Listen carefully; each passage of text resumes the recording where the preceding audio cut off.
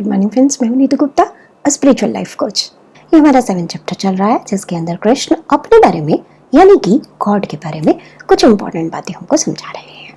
तो अब कृष्ण कहते हैं, Arjun, air, space, fire, water, earth, mind, intellect, ego, ये मेरे 8 तत्व लोअर एनर्जी के हैं जो इंफीरियर है। इससे सुपीरियर एक और तत्व है जो है जीव शक्ति, जो आत्मा के रूप में इस संसार में जन्म लेती है और हर व्यक्ति उसी की वजह से जीवित रहता है और जीवन जीता है। अर्जुन, ये जो सारी सृष्टि है इन्हीं 2 तत्वों के कॉम्बिनेशन से बनी है। जितने भी लिविंग बीइंग्स, प्राणी इस धरती पर रहते हैं उनके अंदर ये दोनों तरीके के तत्व पाए जाते हैं और ये सारे तत्व मुझी में से निकले हैं और वापस मुझी में समा जाते हैं। इस संसार में ऐसा कुछ भी नहीं है जो मुझसे ऊपर हो। सारी सृष्टि मुझी में रेस्ट करती है, ठीक वैसे ही जैसे कि माला के धागे में मोती। तो ऊपर ऊपर से तो आपने समझ लिया कि कृष्ण ने क्या कहा, लेकिन इसका मतलब क्या है समझते हैं। कृष्ण ने कहा सारी सृष्टि और उसमें जितने भी प्राणी जो जीवित हैं, जन्म लेते हैं, ग्रो करते हैं, मृत्यु आती है जिनको, वो सब मेरे 2 तरीके की शक्ति से मिलकर बने हैं। 2 तरीके की शक्ति यानी पहली शक्ति तो वो है जो इंफीरियर है, जिसके अंदर उन्होंने 8 चीजें हमको मेनली बताई। ये 8 चीजें क्या है? 5 एलिमेंट्स है नेचर के और बाकी ईगो है, माइंड हमारा सोचने की शक्ति नहीं, मन, और इंटेलेक्ट जो हमारी सोचने समझने की शक्ति है। तो ये है इंफीरियर एनर्जी। सुपीरियर कौन सी है? आत्मा, जो हमारे अंदर प्राण आते जाते हैं। ये प्राण वो नहीं जो हम ब्रीदिंग करके लेते हैं, वो नहीं, वो तो नॉर्मल प्राण है। यहां बात हो रही है उस प्राण की जो जब एक शरीर के अंदर आते हैं तो उसके बाद वो शरीर जीने लगता है, जिसको हम जीव शक्ति यानी कि आत्मा का नाम भी देते हैं। तो ये तत्व क्या क्या है और ये इंफीरियर सुपीरियर क्यों है? पहले जानते हैं इंफीरियर सुपीरियर क्यों है। इंफीरियर इसलिए है क्योंकि ये जो 8 तत्व हैं ये कभी भी स्टेबल नहीं रहते। ये संसार की चीजों से प्रभावित होते रहते हैं और उनका रूप बदलता रहता है। कभी कोई कम हो गया, कभी कोई ज्यादा हो गया, कभी किसी में कुछ और मिक्सिंग हो गई जिसकी वजह से वो अपनी प्योरिटी को खो देता है। और जो दूसरा तत्व है जिसको हम सुपीरियर कह रहे हैं यानी कि आत्मा, ये सुपीरियर क्यों है? ये सुपीरियर इसलिए है क्योंकि ये कभी भी अपनी प्योरिटी को खोती नहीं है, लेकिन क्योंकि हम इंटरैक्ट करते हैं अपनी बाकी की 8 चीजों से और आत्मा कहीं छुपी हुई रह जाती है, इस वजह से हमें ऐसा लगता है कि हमारी आत्मा भी संसार की बुराइयों से, उसके दोषों से प्रभावित हो गई है। जबकि हकीकत यह है कि ये अंदर हमेशा अपनी प्योर फॉर्म में रहती है और जब भी आप इससे कनेक्ट करेंगे ये आपके सामने आपके सारे राज, सारे रहस्य खोल देगी और आपके बाकी तत्वों को भी प्योर करने में आपकी मदद करेगी। तो इस वजह से वो है सुपीरियर क्वालिटी का, क्योंकि वो तो एटर्नल है, उसको कभी मृत्यु नहीं आएगी। और दूसरे एटर्नल नहीं है, वो अपनी फॉर्म बदलते रहेंगे, नष्ट होते रहेंगे, इसलिए वो इंफीरियर। तो आत्मा के बारे में तो हम पीछे बहुत कुछ जान चुके, तो अब तक आप काफी कुछ समझ चुके हैं। और अगर और डिटेल में जानना चाहते हैं तो आत्मा अपने आप में एक पुराण है जिसके बारे में आपको बहुत सारी बातें समझनी पड़ेंगी, तो उसके लिए आपको अलग से नॉलेज लेनी पड़ेगी। अभी हम जानते हैं ये 8 तत्व जिसकी बात कृष्ण ने की, इंफीरियर एनर्जी, ये इंफीरियर जरूर है लेकिन इंपॉर्टेंट है। इंपॉर्टेंट है इसीलिए तो सृष्टि के क्रिएशन में भगवान ने इनको यूज किया, नहीं होते तो क्यों करते। तो ये इंफीरियर उस तरह से नहीं है, आत्मा के आगे इंफीरियर है। तो कौन कौन से तत्व है? इनमें से 5 तो वो है जिसे हम कहते हैं नेचर के 5 एलिमेंट्स, जिसका नाम तो आपने सुना ही होगा। आयुर्वेद में भी इनका जिक्र होता है, एस्ट्रोलॉजी, न्यूमरोलॉजी, जो भी चीज आप उठा के देखो सबके अंदर आपको इन 5 तत्वों के नाम सुनने को मिलते हैं। क्या क्या है ये? अर्थ यानी कि धरती, भूमि, एयर यानी कि वायु, जल, वाटर, फायर, अग्नि, स्पेस, आकाश। आप संसार की कोई भी चीज उठाकर देख लो, उसके अंदर आपको ये 5 तत्व मिलेंगे। यहाँ तक कि हमारे शरीर में भी ये 5 के 5 तत्व पूरे तरीके से पाए जाते हैं। अर्थ सॉलिड होती है, तो हमारी बॉडी का जो सॉलिड पार्ट है यानी कि मसल्स और हमारी बोन, वो हमारा अर्थ तत्व है। वाटर की फॉर्म में हमारी बॉडी में लिक्विड है, ब्लड है और भी बहुत सारे हॉर्मोन्स और लिक्विड्स बॉडी के अंदर पाए जाते हैं। इसी तरीके से एयर, हम ऑक्सीजन लेते हैं, कार्बन डाइऑक्साइड छोड़ते हैं, तो ये क्या है? एयर। इसके बिना हमारी बॉडी चल ही नहीं सकती, कोई अपनी एक्टिविटी परफॉर्म नहीं कर सकती। ऐसे ही स्पेस, तो जगह जगह ऑर्गन्स के बीच में, यानी कि हमारे स्टमक तो पूरा ही हॉलो है देखा जाए तो उसमें स्पेस ही स्पेस गॉड ने दिया है। बहुत सिस्टमेटिकली गॉड ने हर एक चीज को डिजाइन किया है। स्पेस की अपनी इंपॉर्टेंस होती है, बिना खाली स्पेस के मूवमेंट पॉसिबल नहीं है। इसी तरीके से अग्नि है, अग्नि किसी चीज को ट्रांसफॉर्म कराती है, उसका रूप बदलती है और अग्नि के अंदर प्रकाश होता है। तो जहाँ कहीं अंधकार है, अग्नि वहां पर प्रकाश लाती है। तो हमारे शरीर में हमारी देखने की शक्ति अग्नि है। इसी तरीके से हमारी बॉडी के अंदर जितनी मेटाबॉलिक एक्टिविटीज हो रही हैं, वो सब बेसिकली अग्नि की ही फॉर्म है। तो पांचों तत्व मिल गए अपने शरीर में। ऐसे ही सृष्टि की हर चीज के अंदर ये 5 तत्व पाए जाते हैं, जो अपनी 5 तरीके की एक्टिविटी परफॉर्म करते हैं, जो हर प्राणी के जीवन के लिए, यानी कि उसकी जन्म लेने से उसकी मृत्यु लेने तक जो जो वो प्रोसेस करता है, उसके अंदर उसको इन 5 तरीके की एनर्जी की जरूरत पड़ती है। तो ये हो गए हमारे 5 तत्व। अब इनमें कुछ भी कम ज्यादा होगा तो वहीं दोष आ जाते हैं। एयर ज्यादा हो गई, माइंड जरूरत से ज्यादा सोचेगा, जरूरत से ज्यादा सोचेगा, फिकल हो जाएगा, इन्फ्लुएंस होगा जल्दी से किसी से। इसी तरीके से फायर है, ज्यादा हो गई तो एंगर में कन्वर्ट होकर सब तहस नहस कर देगी। ज्यादा कम हो गई, सुलगने लगी तो सप्रेशन में कन्वर्ट हो जाएगी। होगी ही नहीं तो इंसान कोई एक्शन ही नहीं ले पाएगा। अर्थ भी जरूरत से ज्यादा हो जाएगी तो इंसान रिजिड हो जाएगा, ज्यादा नहीं होगी, कम हो जाएगी तो फिर लाइफ में कहीं कोई स्टेबिलिटी ही नहीं होगी उसके। सेम वे वाटर है, जो अपने आप में प्योरिटी को सिंबलाइज करता है। अगर आप फीलिंग्स, आपके इमोशंस, अगर आप जरूरत से ज्यादा इमोशनल हो गए और फीलिंग्स इम्प्योर हो गई तो रिश्तों में गड़बड़ होनी शुरू हो जाएगी। और अगर ये प्योर रहेंगे तो रिश्ते आपके मधुर रहेंगे, आपकी फीलिंग्स प्योर होंगी। सेम वे आकाश है, हमारा घर होता है ना, जहाँ जगह दिखी वहां सामान भर देते हैं। बालकनी भी है तो उसको बाहर से कवर करके बंद कर देते हैं कि कुछ स्टोर रूम बनाएंगे उसको भी।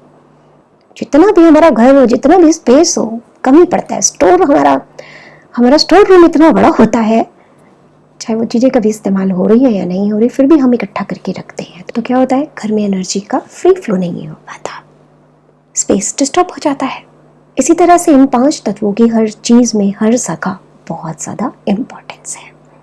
इनमें से अगर कोई एक तत्व भी गड़बड़ हो गया तो आपकी जिंदगी, आपकी हेल्थ, सब कुछ वहीं पर डिस्टर्ब होने लगेगी। हमारा आयुर्वेदा भी पूरा इन 5 तत्वों पर ही बेस्ड है। तो 5 तो ये हो गए, बाकी के 3 कौन से बचे? इंटेलेक्ट, माइंड और ईगो। चलिए पहले ईगो को ही समझ लेते हैं। आधी से ज्यादा समस्याओं का कारण तो ईगो ही है। तो ये ईगो क्या होती है? ईगो हमारी एक सेपरेट एंटिटी क्रिएट करती है गॉड से, आत्मा से। अब अगर ये इग्नोरेंस में आ जाए और अपने आप को बिल्कुल अलग ही समझ ले तो फिर ये बहुत सारी मुसीबतों को जन्म देती है। इंसान के अंदर प्राइड आता है, जेलसी, कंपटीशन, ग्रीड। बेसिकली जब वो अलग हो गया तो वो चाहता है मेरे पास सब कुछ बेस्ट होना चाहिए, मैं हर तरह से दूसरों से सुपीरियर होना चाहिए हूं, क्योंकि उसके अंदर एक कंपटीशन रेज हो जाता है। तो जब ईगो अपने आप को भूल गई, भटक गई, संसार की दी हुई पहचान से उसने अपने आप को आइडेंटिफाई करना स्टार्ट कर दिया, तो ये ईगो सबसे बड़ा खतरा है। और ईगो के साथ जो सबसे बड़ी बात होती है वो क्या होती है? जो इंसान ईगो में होता है उसको खुद को ही नहीं पता चलता कि कौन सी जगह पर उसकी ईगो नेगेटिव हो गई, उस पर हावी हो गई, और कौन सी जगह पर उसके कंट्रोल में है। इसलिए एक ईगोइस्टिक पर्सन को कोई भी बात समझाना बहुत मुश्किल है। कोई नहीं समझा सकता उसको, और वो खुद भी नहीं समझ सकता। इसका तरीका यही है, बस सेल्फ चेक करो। बाहर से कोई बोलता है तो चुभेगा, तो बेटर है अपने आप ही अंदर चेक करो। अब जब ये ईगो आत्मा से जुड़ी रहती है तो इसको अपने सच का पता रहता है, उस समय पर ईगो का होना खतरा नहीं होता। तो ईगो कभी भी मरती नहीं है। कैसे मरेगी? तभी मरेगी ना जिस दिन आप वापस से परमात्मा में मिल जाओगे, क्योंकि ये आत्मा जब सेपरेट हुई तभी ईगो का जन्म हुआ, क्योंकि ये आत्मा की एक सेपरेट एंटिटी है। तो जब ये वापस से मर्ज होगी तभी ईगो खत्म होगी एक्चुअली में। अदरवाइज तो जब तक, अब मैं नीतू हूँ, मेरा नाम नीतू है, आप लोग मुझे इसी नाम से जानते हो, मैं एक लाइफ कोच हूँ स्पिरिचुअल, तो आप मुझे ऐसे भी जानते हो, पर मैं अपने आप को जानती हूँ कि मैं ये नहीं हूँ, मैं आत्मा हूँ। तो जिस दिन मेरी ये वाली आत्मा का पार्टिकल अंश जाकर के भगवान में वापस से मर्ज हो जाएगा, तो फिर अब मेरी ये वाली एंटिटी खत्म हो जाएगी। पर जब तक ऐसा नहीं हुआ तब तक ये एंटिटी है। तो क्या है? ईगो मरती नहीं है, ये सिर्फ इवॉल्व होती जाती है और फाइनली जाकर के पूरे तरीके से मर्ज हो जाती है। जिस दिन मैं डिसीजन ले लूंगी कि अब मुझे और अलग से जर्नी नहीं करनी, मुझे कलेक्टिव कॉन्शियसनेस का पार्ट बनकर ही रहना है, तब मेरी ये वाली एंटिटी खत्म हो जाएगी। इसके बाद आता है दूसरा तत्व हमारा, कौन सा बताया है कृष्णा ने? इंटेलेक्ट, जो आप कह सकते हो बाकी सबका बॉस है। हमारी डिस्क्रिमिनेशन पावर है, ये सोचने समझने की शक्ति और सही गलत के बीच में फर्क करने की शक्ति। इस शक्ति के बिना हम में और जानवर में कोई भी फर्क नहीं है, वो और हम एक ही हैं, क्योंकि बाकी सब तो उसके पास भी है, बस यही नहीं है उसके पास। यही नहीं है, इसी वजह से ना तो वो कर्मों से बंधता है, ना ही अपना उद्धार कर सकता है। तो इंटेलेक्ट क्या है? आपकी डिस्क्रिमिनेशन पावर है। अब अगर आपके डिस्क्रिमिनेशन में कोई गड़बड़ आ गई, आपके समझने में कोई गड़बड़ आ गई, बिलीव्स, सबकॉन्शियस माइंड की प्रोग्रामिंग या और कोई चीजें बीच में आकर के आपके इंटेलेक्ट को इन्फ्लुएंस करने लगी, या ये नेगेटिव हो गया, तो फिर ये आपके लिए बहुत बड़ी समस्या है। आप कुछ ऐसे समझ लो, एक देश का जो प्रधानमंत्री होता है, जिसके हाथ में मेन पावर होती है, अगर वो खुद ही अज्ञान है, वो खुद ही कुछ बेवकूफ लोगों की बातें मानता है, ईगो से प्रभावित हो गया है, या और कोई इसमें दोष आ गए, तो बस वो खुद तो डूबेगा और सारी कंट्री को लेकर डूबेगा। तो कुछ ऐसा ही होता है इंटेलेक्ट के साथ। वही एक सुलझा समझदार अगर इंसान प्राइम मिनिस्टर होता है, प्रेसिडेंट होता है, तो वो उसका माइंड हमेशा स्टेबल रहता है, आत्मा से कनेक्टेड रहता है और कोई भी गलत डिसीजन नहीं लेता। तो वो सबको संभाल कर, बचाकर आराम से अपने सफर में आगे निकल जाता है। तीसरी चीज क्या है? तीसरी चीज है माइंड। अब ये माइंड जो है ना, ये बहुत जरा कंफ्यूजन देता है, क्योंकि इंग्लिश में जब हम माइंड बोलते हैं तो इसका मतलब होता है सोचने समझने की शक्ति, पर ये वो वाली सोचने समझने की शक्ति नहीं है। हम इसको अपनी भाषा में कह सकते हैं मन, जिसके अंदर भाव जन्म लेते हैं, फील करने की शक्ति। इस फीलिंग के बिना हम ना तो संसार में किसी से जुड़ सकते हैं और ना ही भगवान से ही जुड़ सकते हैं। पत्थर ही बन जाएंगे हम फिर। जिन लोगों की फीलिंग्स मर जाती हैं, सप्रेशन बहुत करते हैं, तो आपने देखा होगा ना कि एक तरीके के वो पत्थर ही होते हैं। हम खुद ही बोलते हैं इसको तो कुछ फर्क ही नहीं पड़ता। तो जिंदगी का मजा तभी है जब फीलिंग्स हो और प्योर हो। तो इसलिए भगवान ने फीलिंग्स भी हमको दी। अब ये फीलिंग्स अगर गड़बड़ हो गई, अटैचमेंट, गिल्ट, अनफॉरगिवनेस, ग्रजेस, जेलसी और इस तरीके के बहुत सारे अगर इसने दोष अपने अंदर पाल लिए, lack of self love, revenge, ये सब इसके दोष हैं, तो क्या होगा? फीलिंग इम्प्योर हो गई, आपको दर्द देगी, आपको बुरा इंसान बनाएगी, दुख में आप आ जाएंगे, रिश्ते भी आपके गड़बड़ होने लगेंगे और आपका हार्ट चक्र क्लोज हो जाएगा। और यही मन जिसकी बात हमने पिछले चैप्टर में की, यही भटकाता है इंसान को और यही तरह तरह की टेम्पटेशंस के अंदर उसको फंसाता है। तो इस तरह से ये 8 तत्व इस्तेमाल करके भगवान ने जीवात्मा की शक्ति से 9 चीजों के साथ हमको संसार में भेजा, अपना एक यूनिक सफर करने के लिए। अब इन 9 में से किसी में भी कोई गड़बड़ आ रही है तो फिर हम इस संसार में बंधेंगे ही बंधेंगे। कोई एक भी गलत हो गया वो हमें कर्मा बनवाता जाएगा, कर्मा बनवाता जाएगा, तो बंधन है वो। तो तो आप समझ गए होंगे कि कितना इम्पोर्टेंट है हमारे लिए कि हम इन सब चीज़ों को डिटेल में जानें। फ्रेंकली बताऊं तो यहाँ मैंने आपको बहुत ज़्यादा डिटेल में नहीं समझाया है। हर एक तत्व की अपनी इतनी सारी डिटेलिंग है जिसको समझने के लिए आपको कुछ अलग से ही एफर्ट करने पड़ते हैं। तो जब आपके अंदर वो वाली भूख जागेगी तो आप एफर्ट भी करेंगे उसके लिए। पर ये तो आप समझ ही गए होंगे कि जब तक हमें ये सारा संपूर्ण ज्ञान नहीं मिलता, हमें फंसाने के लिए यहाँ बहुत सारी चीज़ें हैं। मैंने आपको लास्ट वीडियो में भी बोला, हमें संसार की तो सारी नॉलेज है, अपनी कोई नॉलेज नहीं है। जिस पर किसी ने मुझसे क्वेश्चन भी किया कि ये आत्मज्ञान कैसे ले, तो वैसे तो देखिए जितना भी ये इन वीडियोस के थ्रू मैं आप तक पहुंचा रही हूँ, ये सब आत्मज्ञान का ही पार्ट है। अब ये ज्ञान इतना सारा है और यहाँ पर मैं वर्सेस के हिसाब से एक्सप्लेन कर रही हूँ तो आपको स्कैटर्ड लग रहा होगा। वैसे भी इस ज्ञान की सबसे बड़ी जो प्रॉब्लम आती है वो ये आती है कि हर एक इंसान अपनी पर्टिकुलर नॉलेज के हिसाब से उसे समझता है। हर सिचुएशन में ज्ञान का मीनिंग चेंज हो जाता है। तो जब तक एक पर्सनल लेवल का इंटरेक्शन नहीं होता, इस ज्ञान को उस तरीके से पकड़ा नहीं जा सकता। तो अगर आप थोड़ा बहुत जानना चाहते हैं तो इन वीडियोस को भी अगर आप ध्यान से सुनते हैं, उस पर मेडिटेट करते हैं, तो आत्मज्ञान तो आपको हर वीडियो दे रही है। हर वीडियो आपको आपके बारे में, संसार के बारे में कुछ ना कुछ तो जरूर बता रही है।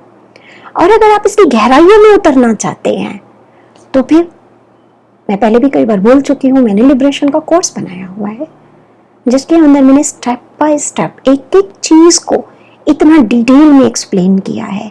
और साथ में पर्सनल लेवल की कोचिंग है। आप अपनी लाइफ से क्वेश्चन उठाकर लाते हैं, लाइफ में उस नॉलेज को अंडरस्टैंड करते हैं, तब ये ज्ञान एक्चुअली में आपके अंदर उतरता है।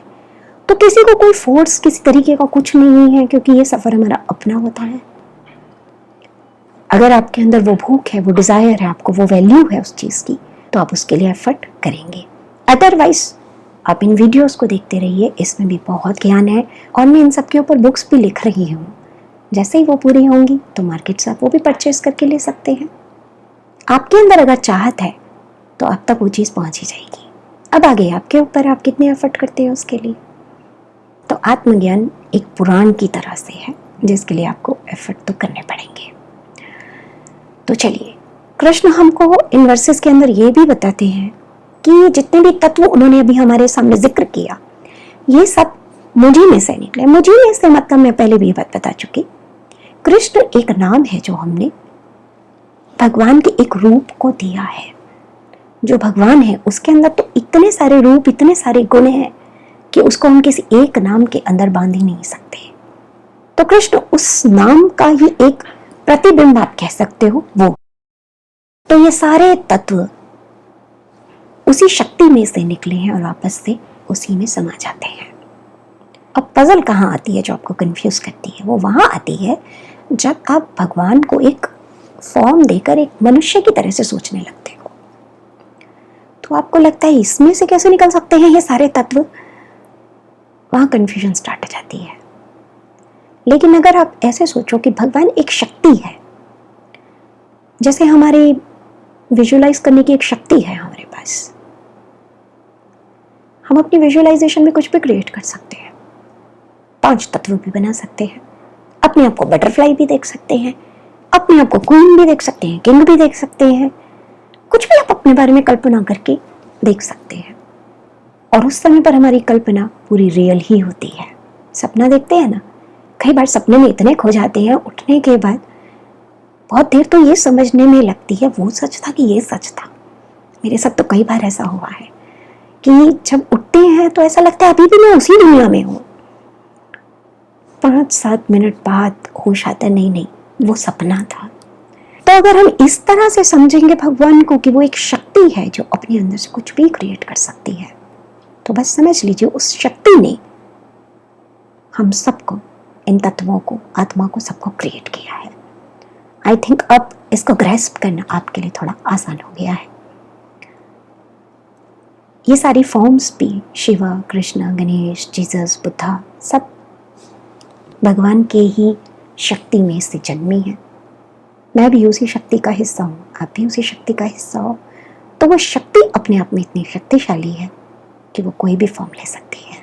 तो कृष्ण कहते हैं ये सब जो तुम्हें अलग अलग रूप दिख रहे हैं ना, चाहे वो आत्मा के हैं चाहे वो किसी और प्राणी की है, बेसिकली ये सब ऐसे हैं जैसे कि एक धागा होता है और उसके अंदर अलग अलग मोती। जब तक धागा है ये मोती पिरे रहेंगे और माला का नाम इसको दिया जाएगा। ऐसे ये पूरी सृष्टि एक माला है जिसके अंदर धागा है, भगवान, और मोती है हम सब और बाकी सब प्राणी। तो ये बहुत सुंदर बात कृष्ण ने बताई है, इस पर थोड़ा विचार कीजिएगा, आपको इसके और रहस्य समझ में आएंगे और ज़्यादा गहराइयाँ पकड़ में आएंगी। तो आज के लिए इतना ही, नेक्स्ट टाइम आगे के वर्सेस पर डिस्कशन करेंगे। तब तक के लिए जय श्री कृष्ण।